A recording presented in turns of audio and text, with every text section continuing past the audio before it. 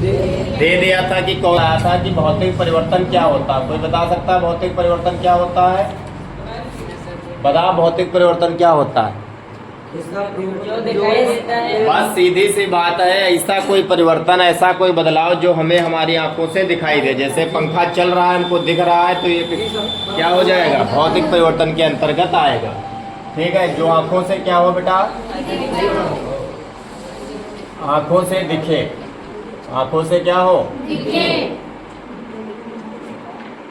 नया पदार्थ इसमें बनेगा?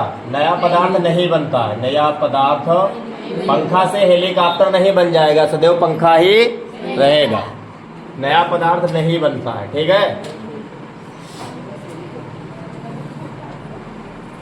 उदाहरण में हमने उस दिन भी लिखाया था बर्फ का पिघलना। बर्फ पिघल रही है तो बर्फ भी द्रव है, और जब पानी ही तो है बर्फ, और जब पिघल जाएगी तब भी वो क्या रहेगा? पानी ही रहेगा। तो उसमें कोई नया पदार्थ नहीं बनता है। बर्फ का पिघलना। अब बहन ले, बहन का काटते आए हैं। इतनी बात क्लियर हुई? समझ में आ रहा है नहीं आ रहा है? भौतिक परिवर्तन के बाद हम दूसरा परिवर्तन डालेंगे बेटा, रासायनिक परिवर्तन। और रासायनिक परिवर्तन के बारे में भी हमने उस दिन भी डिस्कस किया था कि ये क्या होता है बेटा? जो आंखों से ना दिखे, जो आंखों से ना दिखे। अब तुमको अगर लिखना होगा तो कैसे लिख सकते हो? ऐसा परिवर्तन जो आंखों से ना दिखाई दे। ठीक है, इस टाइप से लिख सकते हो, क्योंकि हम मात्र मेटिव ही लिख रहे हैं, जो तुमको याद होना ही चाहिए।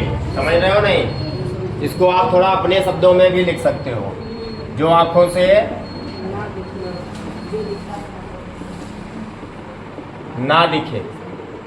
लेकिन इसकी दूसरी डिफिनीशन क्या होती है? इसमें नया पदार्थ बनता है। ठीक है, इसमें दो चीजें अलग अलग मिलाई जाएंगी, और तीसरा एक नया पदार्थ, ना तो उसके गुण मिलेंगे ना ही उस पदार्थ के गुण मिलेंगे। ठीक है, नया पदार्थ बनता है इसमें।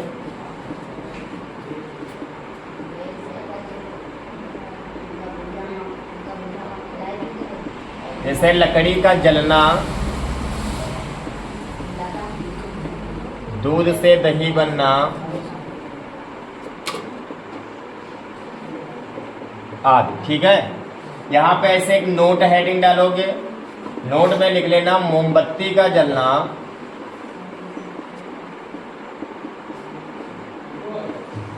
भौतिक तथा रासायनिक दोनों परिवर्तन होते हैं। मोमबत्ती के जलने में भौतिक तथा रासायनिक दोनों परिवर्तन होते हैं।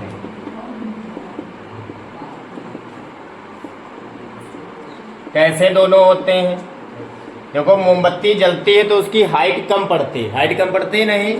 वो हमको दिखाई देती है नहीं दिखाई देती? दिखाई देती है। मोमबत्ती की हाइट कम पड़ती है, वो हमको दिखाई देती है। ठीक है, लेकिन मोमबत्ती जल रही है, किस कारण से लौ उसमें उत्पन्न हो रही? वो रासायनिक परिवर्तन। दिखाई दे रहा तो वो भौतिक परिवर्तन। अब यहाँ पे मोमबत्ती के जलने से मीन्स है अगरबत्ती का भी जलना यही है, सेम कंडीशन। धूपबत्ती का भी जलना सेम कंडीशन। समझ पा रहे हो नहीं?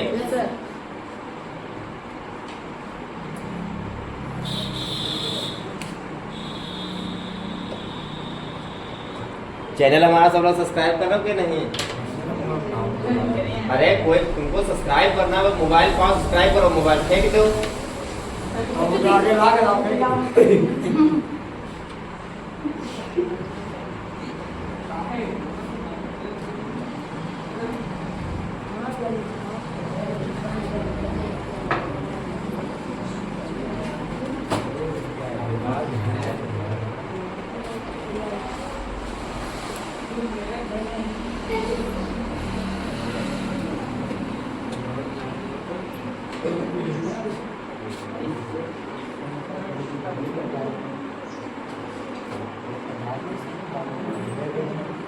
क्लियर हुआ?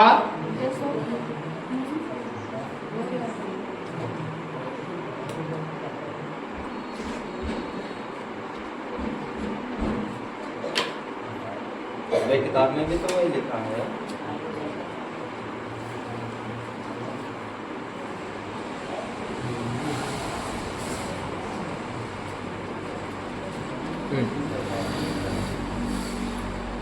9th ए में भी लड़कियां सभी आ नहीं पाई हैं। 9th ए में कौन कौन जाते? 10th ए से ने जाए गया मंत्र दे आओ वहाँ।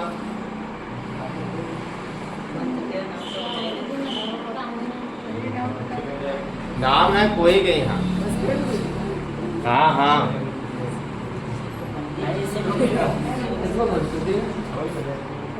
मिटाल दें इसको। इस बार तुम लोगों का ग्रुप भी बना देंगे जिससे कि कोई छोटी मोटी सूचनाएं देते रहे। जैसे आज नहीं आना था अभी मैसेज डाल देते घर से। ठीक है आया तो खइए गिर रही है।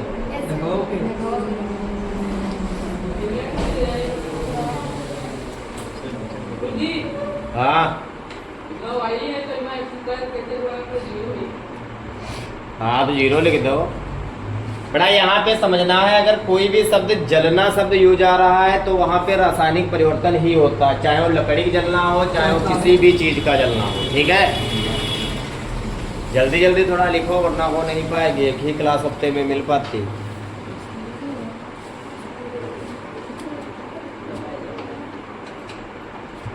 चार तो अच्छे लिखे हैं, 29 तुम करो लिखा तुम लाख दो। ये लड़की तो आती नहीं थी 9th में हमें लगता है। और कौन नया हो रहा तुम तो होती रहो।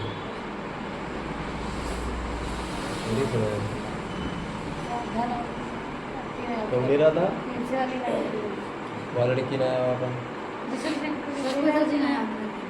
कौन नया हो रहा है? विचारू लड़कियां नया होती रहा। हो गया मिटाल दे।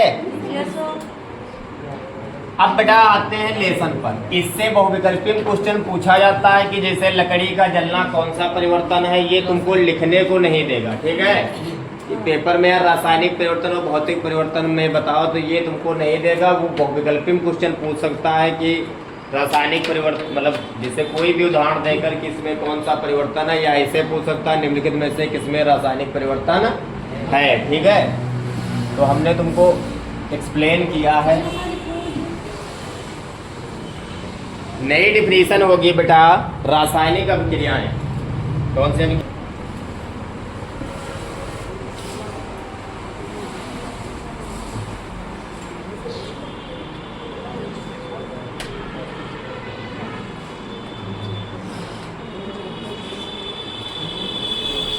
रासायनिक अभिक्रिया क्या होती है एक शब्द में अगर बताएं?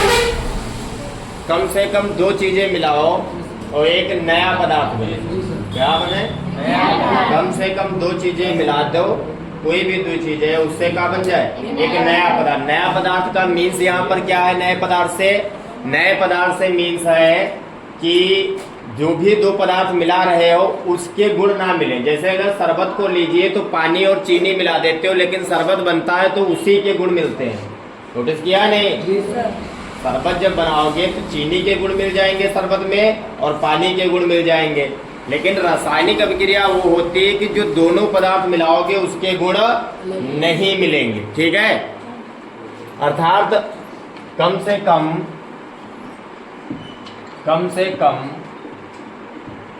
2 पदार्थों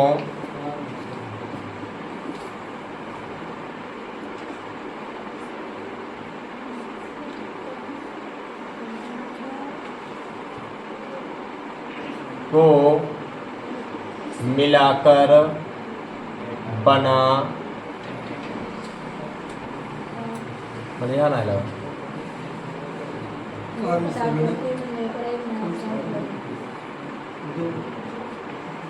कम से कम 2 पदार्थों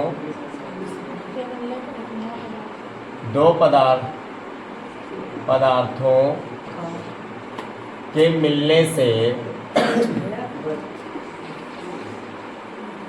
नए पदार्थ का निर्माण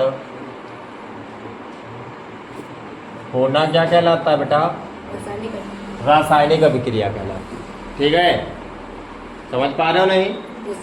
2 पदार्थ मिला लो उससे एक नया पदार्थ बने, लेकिन बशर्ते एक शर्त क्या है बेटा?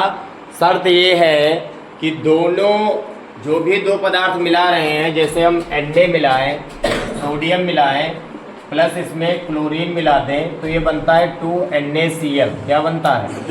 ये है सोडियम, ठीक है। जी सर। और ये है बेटा क्लोरीन, और ये हमारा बनता है सोडियम क्लोराइड।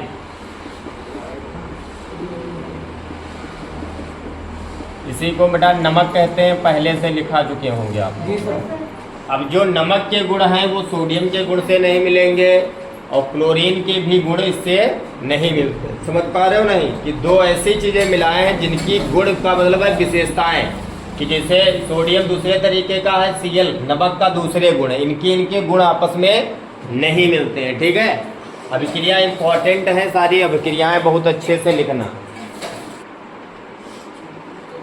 पहचान से मीन्स हमने क्या बताया कि ये हमको कैसे पता चल जाएगा कि ये अभिक्रिया पूर्ण हो गई है। तो डेट इज 4 या 5 टाइप्स ऐसे हैं जिससे हम ये जान सकते हैं कि अभिक्रिया पूर्ण होने वाली या पूर्ण हो चुकी। सबसे पहले अवस्था में परिवर्तन, जिसको ऐसे लिखना है, इसको हम ऐसे समझाएंगे। अवस्था में परिवर्तन। अवस्था में परिवर्तन का मतलब क्या है?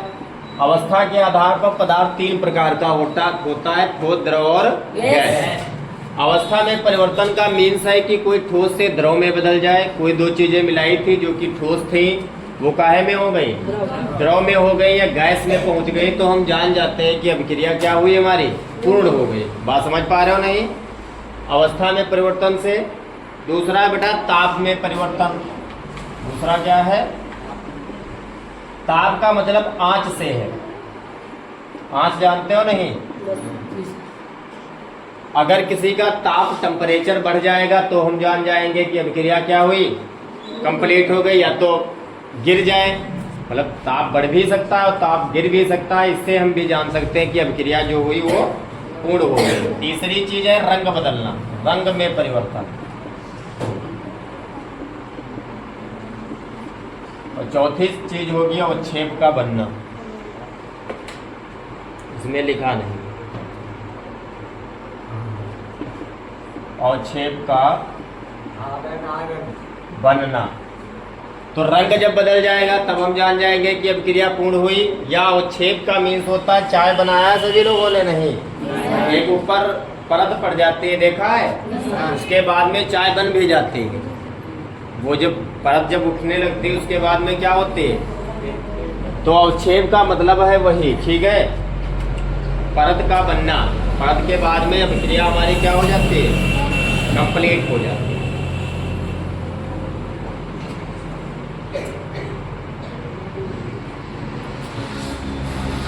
इतनी चीजें समझ में आ गई। अब हेडिंग डालना है बेटा रासायनिक समीकरण। इसमें से कुछ नहीं पूछा जाएगा, ये मात्र ऐसे ही बता दिया गया।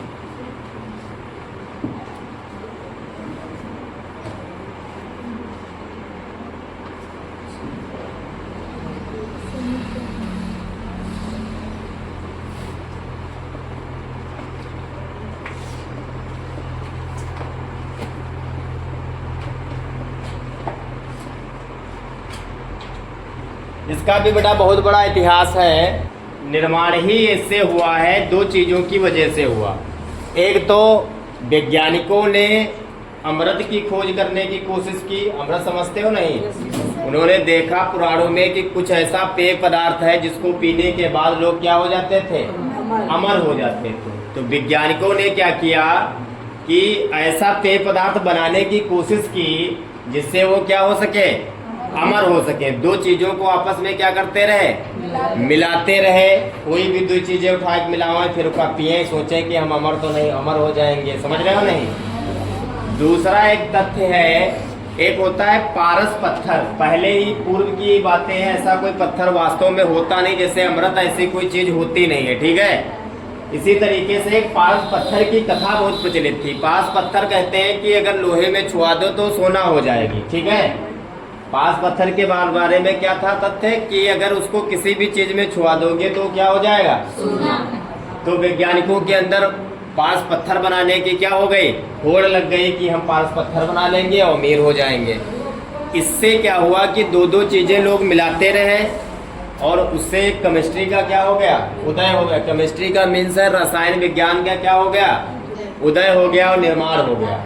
अब ये तो जरूरी है कि केमिस्ट्री निर्माण तो हो गया, लेकिन इसकी भी एक निश्चित क्वांटिटी है। जैसे नमक बनाना था, अभी हमने बताया था NaCl बनाना था। क्या बनाना था बेटा? तो ये तो था कि सोडियम लेना है और क्या लेना बेटा, क्लोरीन लेना, लेकिन कितना लेना है समझ रहे हो नहीं? ये कौन हमको बताता है बेटा? रासायनिक समीकरण, कि नमक बनाने के लिए हमको कितनी क्लोरीन की जरूरत पड़ेगी और कितने सोडियम की जरूरत पड़ेगी। इसके लिए एक स्ट्रक्चर बना दीजिए, सूत्र बना दीजिए। उसी सूत्र को ही हम क्या कहते हैं, रासायनिक समीकरण। एक समीकरण स्थित कर दीजिए जिससे हमको ये पता चल जाए कि हमारा नमक कैसे बनेगा। ऐसा तो नहीं है कि एक डिब्बा सोडियम क्लोराइड लाया वैसे डाल दिया और बन जाएगा, नहीं बनेगा। ठीक है, एक स्ट्रक्चर पर ही आप डालेंगे। अर्थात कहने का मीन्स है कि आप एक निश्चित मात्रा डालेंगे तभी नमक बनेगा। ठीक है, समझ पा रहे हो नहीं? रासायनिक समीकरण मीन्स आया क्या, आया कि जो भी वैज्ञानिक लोग जो भी चीजें डाल मतलब बना रहे थे तो उसकी कितनी कितनी मात्रा डालना है, वही रासायनिक समीकरण होता है। हालांकि ये हम तुमको लिखाएंगे नहीं, ठीक है, ये हमने तुमको समझाया कि रासायनिक समीकरण एक्चुअल में होता क्या है। लिखना तुमको क्या है, ऐसा समीकरण जिसमें दोनों तरफ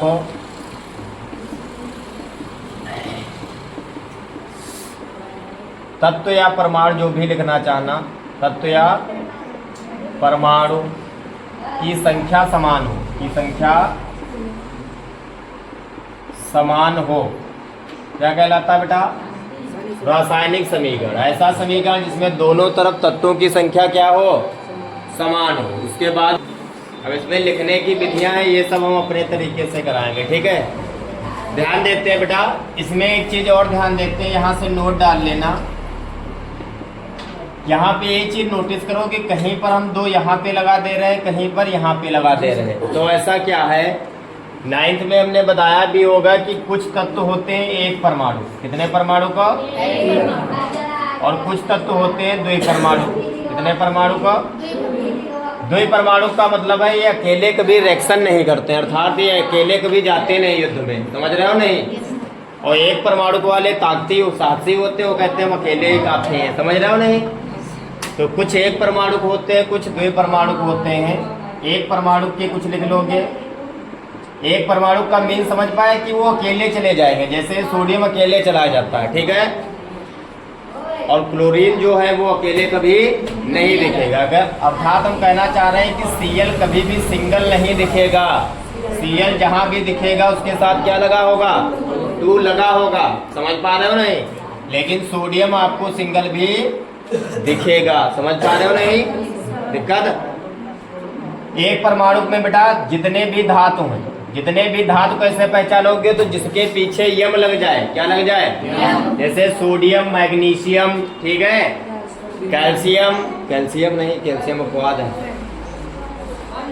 सोडियम, मैग्नीशियम, ठीक है। धातुओं में हम फिलहाल कुछ दिखाई दे रहे हैं आपको जो आपके लिए मेजर है।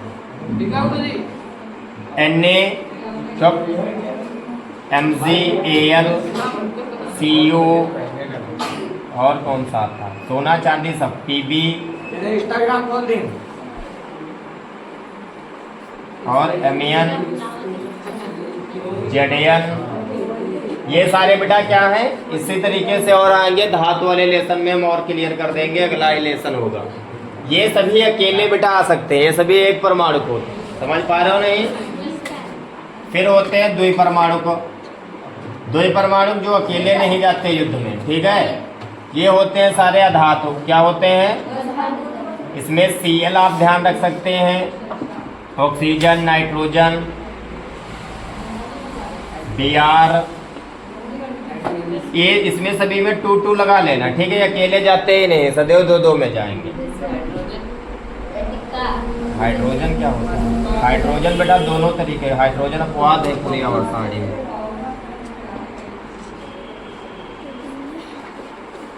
क्लोरीन,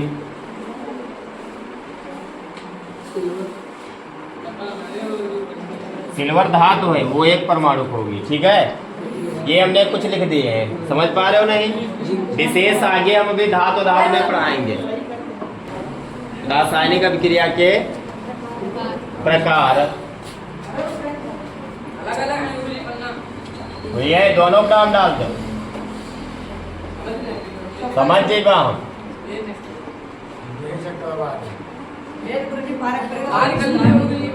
नहीं, आज नहीं चेक कर पाएंगे, टाइम नहीं है। रासायनिक अभिक्रिया के प्रकार, वैसे तो रासायनिक अभिक्रिया बहुत ही प्रकार की होती हैं जब आप बड़ी क्लासों में जाएंगे, लेकिन अकॉर्डिंग टू योर सिलेबस कुछ अभिक्रियाओं के नाम हम बताएंगे। ठीक है,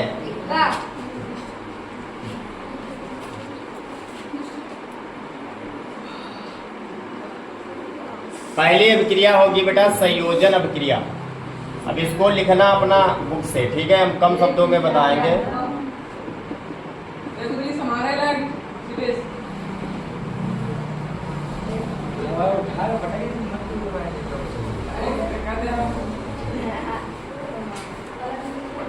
संयोजन का मीन्स क्या होता है बेटा, लिखेंगे बाद में, हम पहले तुमको समझा रहे हैं। ठीक है, कोई भी दो पदार्थ मिलके जब कोई एक ही नया पदार्थ बने, कितना, एक ही नया पदार्थ बने, तो ऐसी अभिक्रिया को संयोजित अभिक्रिया या संयोजन अभिक्रिया कहते हैं। कोई भी दो पदार्थ मिलाओ और क्या, एक नया पदार्थ बने, जैसे कि हम पीछे रिएक्शन करा चुके हैं रासायनिक अभिक्रिया में। ठीक है, कि कम से कम दो पदार्थों का ऐसा संयोजन, ऐसा संयोग जिससे कोई एक ही पदार्थ बने, तो वो अभिक्रिया कौन सी कहलाती है बेटा, संयोजन। ध्यान रखना, कम से कम दो ही पदार्थ मिलके इधर केवल एक ही बने, इधर ध्यान रखना बेटा, इसको कहते हैं अभिकारक, कभी कभी पूछ लेता है। और इसको जो बनता है इसको कहते हैं बेटा उत्पाद। क्या कहते हैं? तो अभिकारक कितने भी हो, लेकिन उत्पाद हमारा संयोजन में कितना होना चाहिए, एक ही होना चाहिए। ऐसी अभिक्रिया क्या कहलाती है, संयोजन अभिक्रिया। संयोजन अभिक्रिया को बेटा योगात्मक अभिक्रिया,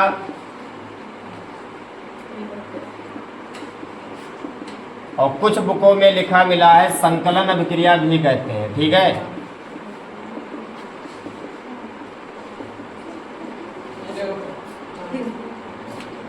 योगात्मक अभिक्रिया और संकलन अभिक्रिया भी कहते हैं। ठीक है, अब लिख लोगे नहीं लिख लोगे, कम से कम दो पदार्थों का ऐसा मिश्रण जिसमें कोई एक नया पदार्थ बने, संयोजन अभिक्रिया कहलाती है। लिख लो ना, अभिक्रिया इसमें वही अभी चलाना है, क्योंकि उसमें भी दो ही पदार्थ थे। अभिकारक कितने थे, दो ही अभिकारक थे, और हमारा एक ही पदार्थ बन रहा था, एक ही तो बन रहा था। तो जब तक चेंज ना हम करें तब तक एक ही अभिक्रिया से काम चलाते रहो। क्या होती है बेटा, वियोजन अभिक्रिया। कौन सी अभिक्रिया,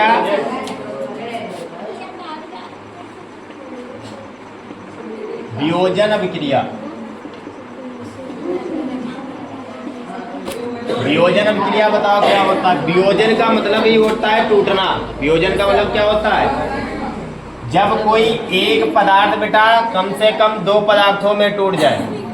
कई पदार्थों में टूट जाए, जब कोई एक पदार्थ कम से कम कितने पदार्थों में टूट जाए, दो पदार्थों में टूट जाएगा, तो वो वियोजन अभिक्रिया कहलाएगी। या संयोजन की उल्टा होती है। किसकी उल्टा है, संयोजन का है, उल्टा नहीं। अगर हम यहाँ पे लिख लें 2NaCl एरो 2Na + Cl2, तो ये कैसे अभिक्रिया कहलाएगी, वियोजन। वियोजन अभिक्रिया संयोजन की उल्टा होती है। जब कोई एक पदार्थ कम से कम दो पदार्थों में टूट जाए, जब कोई एक पदार्थ कम से कम दो पदार्थों में टूट जाए, तो वहां पे संयोजन अभिक्रिया होती है। ये लिख लेना नीचे क्या क्या किसको कहते हैं, वियोजन अभिक्रिया के बारे में बात कर रहे हैं। वियोजन अभिक्रिया मीन्स कोई एक पदार्थ कितने भागों में टूट जाए, कम से कम दो भागों में टूट जाए, तो वहां पर वियोजन अभिक्रिया होती है।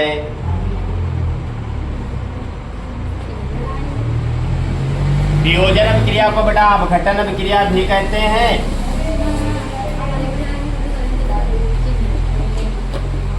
और ये 3 प्रकार की होती है। कितने प्रकार की बेटा, 3 प्रकार की। नंबर एक होता है प्रकाश वियोजन, जो सूर्य के प्रकाश में टूटता हो। समझ लेना, प्रकाश वियोजन का मीन्स क्या?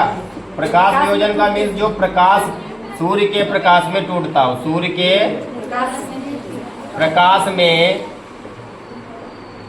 टूटता हो। ठीक है। और एक होता है बेटा ऊष्मी वियोजन। कौन सा वियोजन? ऊष्मा जहां भी आ जाए जान जाओ आगी, जो आग में या टूटत हो। समझ रहे हो ना? आगे रखे से टूट जात हो। समझ रहे हो? तो जो सूर्य थोड़ा सही लिखा, जो ऊष्मा में टूटे। ठीक है। और एक होता है बेटा विद्युत वियोजन। कौन सा वियोजन?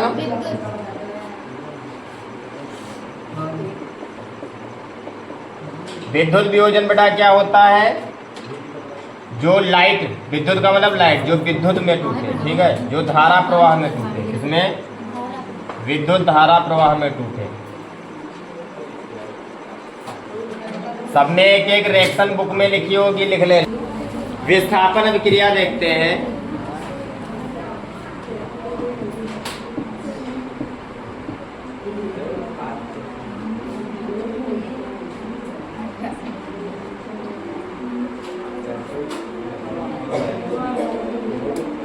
बड़ा विस्थापन अभिक्रिया क्या होती है? Come to the main point. जब कोई दो पदार्थ मिले, कितने? और दो से बेटा दो ही पदार्थ बने नए। कितने? दो ही पदार्थ मिलाए हो, कई मिलाए? दो ही नए पदार्थ बने, तो उसको क्या कहते हैं? विस्थापन अभिक्रिया कहते हैं।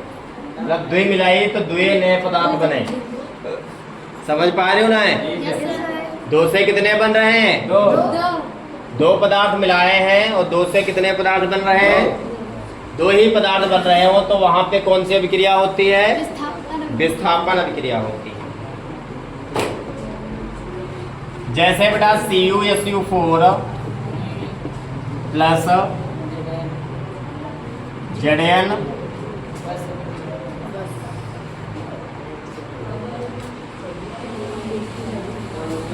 तो ये हो जाएगा ZnSO4 प्लस Cu।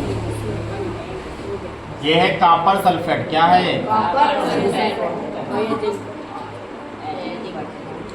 जिंक है, ये जिंक सल्फेट हो गया, ये कॉपर हो गया। ठीक है। फिर से समझ लो अगर समझना चाहो। एक और होता है, याद नहीं आ रहा होगा।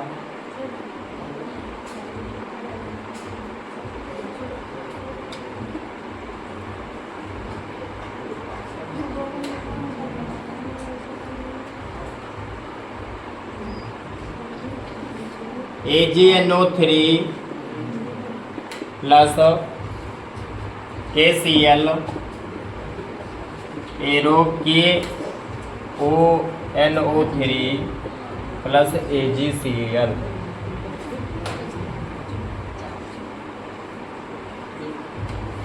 AgNO3 silver nitrate.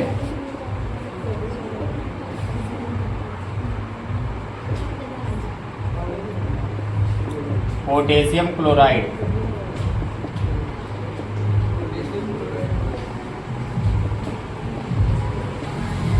Potassium nitrate.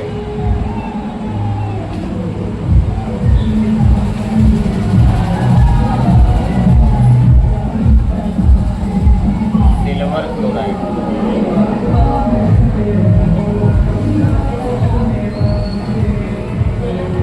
बात समझना है यहाँ पर, और थोड़ा समझाएंगे इसको, क्योंकि इससे थोड़ा क्वेश्चन अलग भी आते हैं।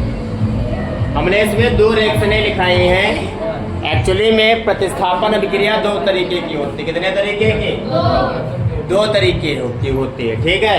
एक होता है एकल विस्थापन और एक होता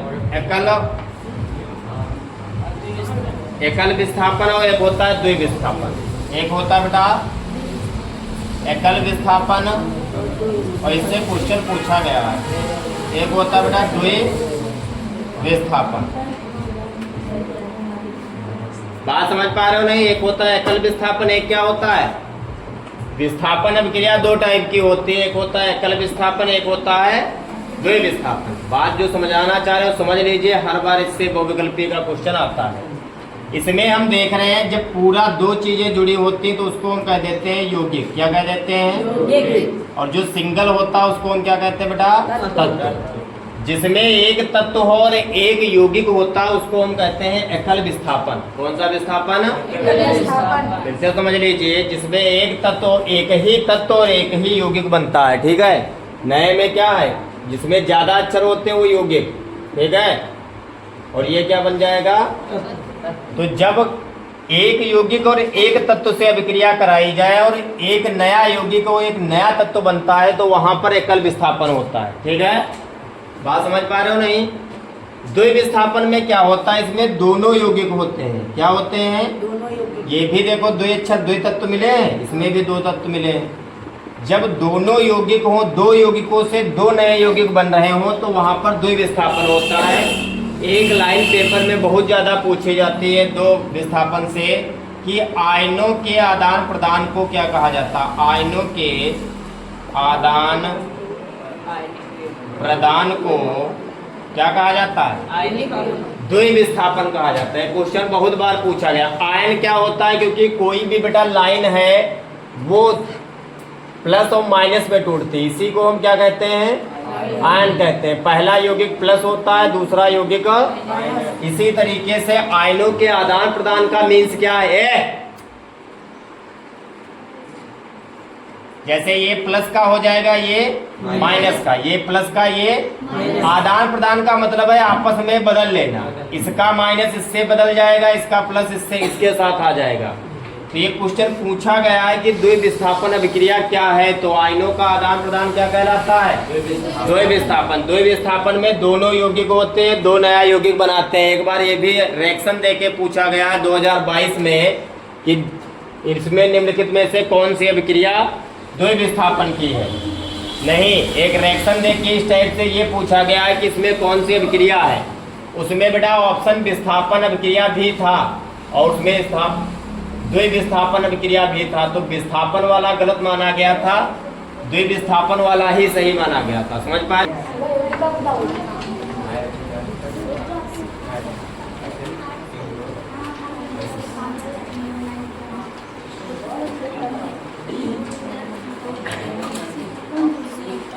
तो मास्टर में जितना पढ़ के आओ तो उतना ही पढ़ा होता है, उससे ना ज्यादा ना उससे कम, स्पेशली इंटर में तो कुछ चाहिए।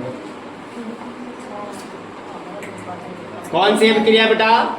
ऑक्सीकरण। अब इसमें हम लिखेंगे, ठीक है, लिखना है, चित्र बना रहे हैं तो सबका दिक्कत हो जाएगी। ऑक्सीजन का योग हो, ऑक्सीजन का योग, योग का मतलब जुड़ना, ठीक है, तथा हाइड्रोजन का त्याग हो।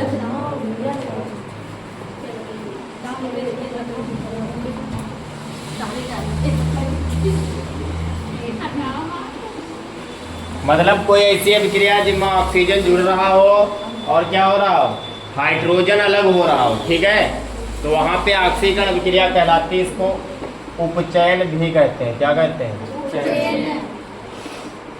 उपचयन भी कहते हैं, ठीक है।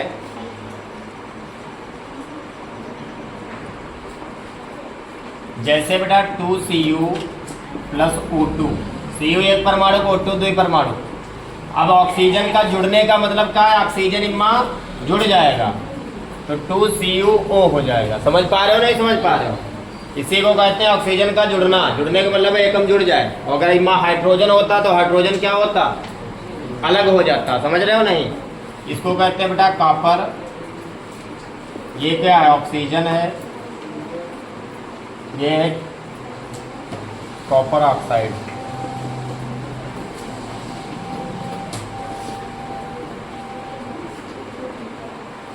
ऑक्सीकरण हो गया बेटा। एक अभिक्रिया होती है अपचयन। कौन सी? अपचयन अभिक्रिया क्या होती है? तो ये उल्टा होती है, ठीक है, किसकी? ऑक्सीकरण की। ये अपचयन क्या होती है? अपोजिट होती है ऑक्सीकरण की। अर्थात इसमें ऑक्सीजन क्या होता है? ऑक्सीजन हटता है बेटा, हाइड्रोजन जुड़ता है। समझ पा रहे हो नहीं? ऑक्सीजन उसमें जुड़ता था, हाइड्रोजन हटता था, इसमें ऑक्सीजन हटता है और ऑक्सीजन जुड़ता है। जैसे CuO प्लस H2, देखो इसमें O जुड़ा था, लेकिन जैसे रिएक्शन होगी तो UO क्या हो जाएगा, हट जाएगा। यहाँ पे 2 लगा लेना, नहीं ऑक्सीजन यहाँ पे हटना दिखाई दे रहा है, ठीक है। H2O ऑक्सीजन इससे हट गया। ये है कॉपर ऑक्साइड, अभी हमने लिखाया था। ये हाइड्रोजन है, ये कॉपर है, ये जल है, जल ही जीवन है। समझ पा रहे हो नहीं? इसके अलावा आपको लिखनी है एक रेडॉक्स। रेडॉक्स का विक्रिया, इसमें बेटा जो त्यागता है वो कहलाता है, ये है अपचायक तुम्हारा अगर पूछा जाए तो। उसमें जो ग्रहण करता है वो कहलाता है, लेकिन इसमें जो त्याग देता है अपने ऑक्सीजन को वो अपचायक कहलाता है। क्वेश्चन पेपर में बहुत पूछे जाते हैं। रेडॉक्स अभिक्रिया, रेडॉक्स अभिक्रिया उसे कहते हैं जब एक ही साथ ऑक्सीकरण तथा अपचयन अभिक्रियाएं हों।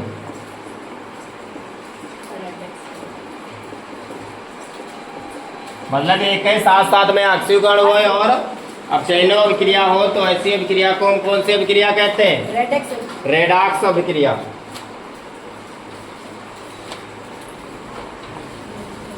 जैसे CuO प्लस H2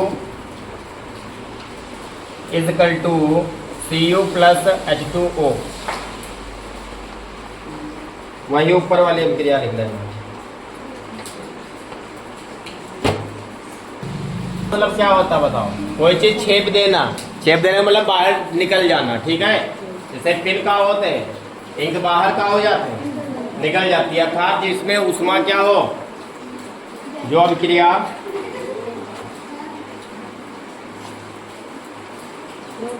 उष्मा उत्पन्न द्वारा संपन्न होती है, जिसमें उष्मा क्या हो, बोलिएगा। क्षैतिक मतलब का है, किधर अतिरिक्त है उष्मा, कितनी है? तो जब उष्मा निकलने, ऐसी अभिक्रिया जो उष्मा निकलने पर पूरी होती हो, ऐसी अभिक्रिया जो कायम पूरी होती है, उष्मा निकलने में पूरी होती है।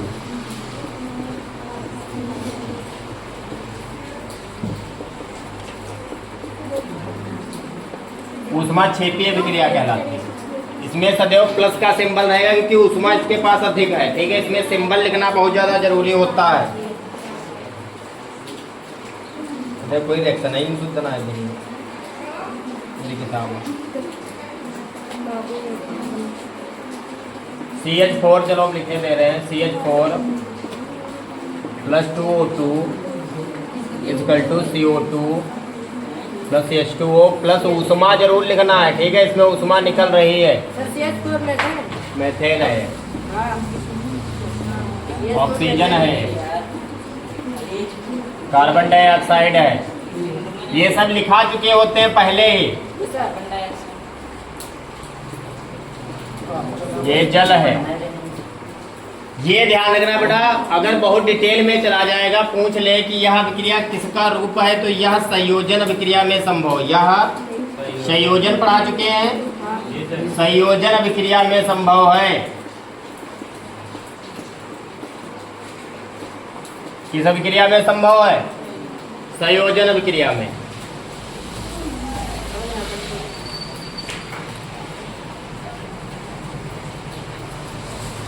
देखिए आज की आज 12 बज जाए, पाठ खत्म कर देना। एक दिन और इस पाठ में लेंगे, इसमें हम आपको क्रिया का संतुलन और नए पाठ का इंट्रोडक्शन करवाएंगे नेक्स्ट संडे में। पढ़ा क्वेश्चन पूछा है श्वसन, ऑक्सीजन, ये सब कौन सी अभिक्रिया है? तो उष्मा शोषी अभिक्रिया है, ठीक है। इसलिए पूछा जा सकता है, किताब में लिखा प्राकृतिक का दहन, श्वसन, ये सभी शोषी। शोषी का मतलब क्या? इसको मिलना चाहिए उष्मा तभी ये पूरी होगी, ठीक है।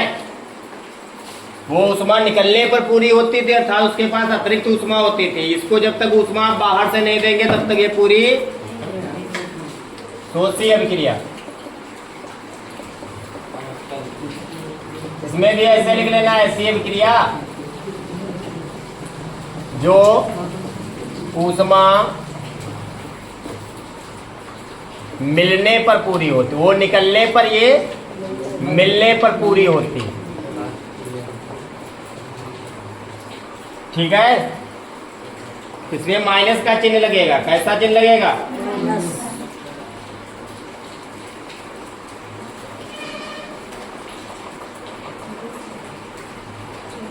जैसे 2Hg plus O2 is equal to 2HgO plus minus ऊष्मा।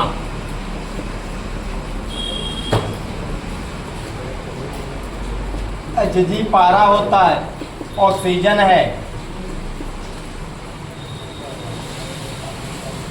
म्यूकरस ऑक्साइड,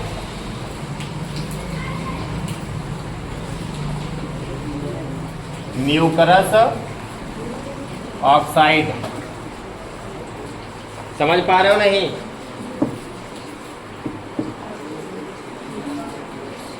कौन सा ऑक्साइड है? म्यूकरस ऑक्साइड। वियोजन अभिक्रिया में संभव, वियोजन में संभव है। ये बहुत अंदर की बात बता रहे हैं, देख रहे हैं, बुक्स में नहीं मिलता है। इसमें संभव है ये।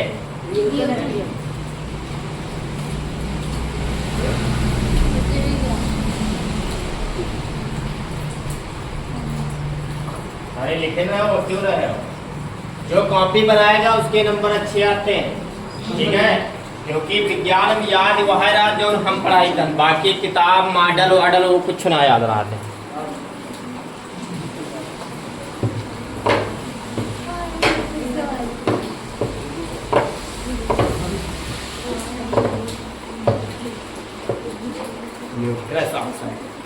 हो गया बेटा? नेक्स्ट संक्षारण। कौन? संक्षारण। संक्षारण है क्या बेटा? ये समझ लीजिए, कुछ धातुओं को कुछ धातु जैसे लोहा मान लो, लोहा के यहाँ जब आप खुले आसमान के नीचे रख देते हैं, खुले आसमान मतलब बाहर कहीं पर, तो उस पर क्या होता है, एक लंबे समय के बाद एक परत जम जाती है। ठीक है, जैसे जंग लग जाती है। तो ऐसा क्या होता है कि इसमें जंग लग जाती है तो वहां पर ऑक्सीकरण अभिक्रिया होती है। क्या होती है? ऑक्सीकरण अभिक्रिया होती है। ऑक्सीकरण अभिक्रिया होती कैसे है? लोहा वायुमंडल से ऑक्सीजन तथा नमी ग्रहण करके ऑक्सीकरण अभिक्रिया कर लेता है, जिससे उस पर एक परत जम जाती है, और इसी घटना को हम क्या कहते हैं? संक्षारण। लोहे में जंग लगना एक ऑक्सीकरण का उदाहरण है। ठीक है, और लोहे में जब जंग लगती है तो वस्तु का भार बढ़ जाता है। क्या होता है? जंग लगने पर लोहे का भार क्या होता है? घट नहीं, बढ़ जाता है। क्या होता है? संक्षारण समझ में आया नहीं आया? पायल देखा है नहीं? पायल तो सब लोगों ने देखा है। देखा होगा कि पायल में एक लंबे समय के बाद में एक भूरे कलर का पदार्थ जुड़ जाता है। भूरे ना, पीले कलर का। किस कलर का? पीले कलर का। अब ये इसमें भी क्या होता है, तो सेम कंडीशन इसमें भी होती है। ठीक है, क्योंकि पायल रहती है खुले में मतलब नीचे पैर में, तो वो नमी और ऑक्सीजन ग्रहण करके क्या कर लेते हैं? ऑक्सीकरण अभिक्रिया कर लेता है। ऑक्सीकरण अभिक्रिया जब कर लेगा तो उस पर एक परत जम जाती है। इसी घटना को हम क्या कहते हैं? संक्षारण कहते हैं।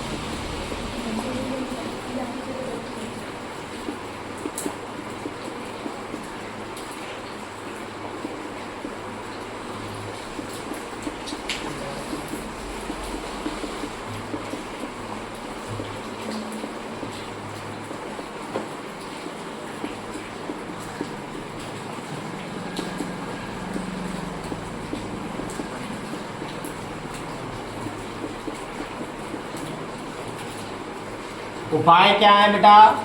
तो पेंट लगाना। क्या है उपाय? पेंट कर दो लोहे पर। ये पूछा जाता है कि संक्षारण को रोकने के 2 उपाय। ठीक है, तो उपाय आप उससे भी लिख सकते हो। फिलहाल हमने ऐसे बता दिया कि पेंट लगा के। समझ में आ गया? जो हमने बताया वही हमने लिख दिया। घटनाएं दिक्कत कोई भी खाना इत्यादि को जब हम खुले में रख देते हैं तो वो भी यही करता है। वायुमंडल में रखने पर ऑक्सीजन और नमी ग्रहण करके ऑक्सीकरण अभिक्रिया कर लेता है, जिससे उसमें क्या होता है, तो उसमें स्वाद इत्यादि क्या हो जाता है, बदल जाता है। यह घटना विकृत गंधता कहलाती है। जैसे आलू का चिप्स फूला हुआ क्यों होता है? क्योंकि उसमें बेटा इससे बचने के लिए क्या करते हैं लोग कि विकृत गंधता ना हो तो ऑक्सीजन को हटा देते हैं। ठीक है, ऑक्सीजन को हटाने के बाद उसमें नाइट्रोजन गैस का भर देते हैं। जैसे आलू का चिप्स लो तो वो फूला इसी की वजह से है क्योंकि उसमें ऑक्सीजन निकाली है, ऑक्सीजन की जगह पे क्या डाला है, नाइट्रोजन गैस डाली है। ठीक है, अब इससे करने से फायदा क्या है? इससे करने से फायदा ये है कि कितना भी वो नमी में रखी रहे, जब उसमें ऑक्सीजन ही नहीं है तो ऑक्सीकरण अभिक्रिया नहीं कर पाता और उसमें नमी या उसका स्वाद जो है वो कभी नहीं बदल जाता है। अगर मान लीजिए कैसे तनिको चेंज हो गया तो नाइट्रोजन बाहर ऑक्सीजन अंदर, समझ रहे हो नहीं? क्योंकि ऑक्सीजन हमारे वायुमंडल में टहलती रहती है। अंडरस्टैंड? विकृत गंधता को आप लिख लेंगे अपने तरीके से।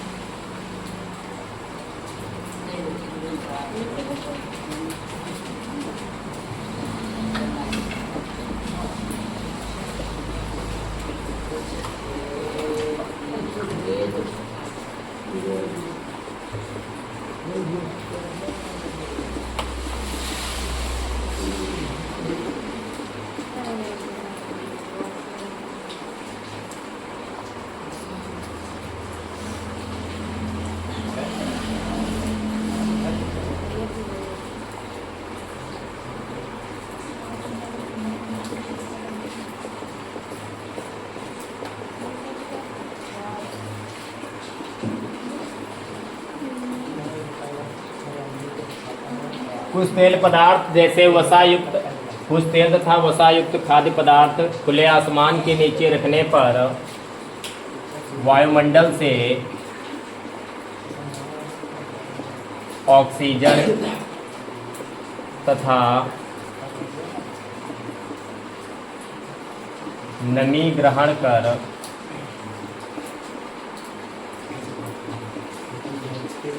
ऑक्सीकरण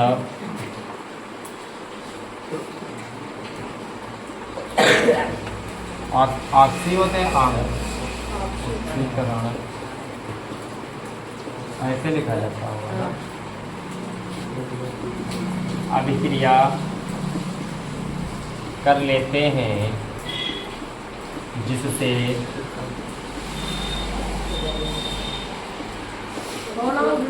और जो खाद्य पदार्थ जिससे बेटा क्या होता है, खाद्य पदार्थ का स्वाद आवे दो, स्वाद गंध आदि बदल जाता है। इस घटना को क्या कहते हैं बेटा, विकृत गंधता।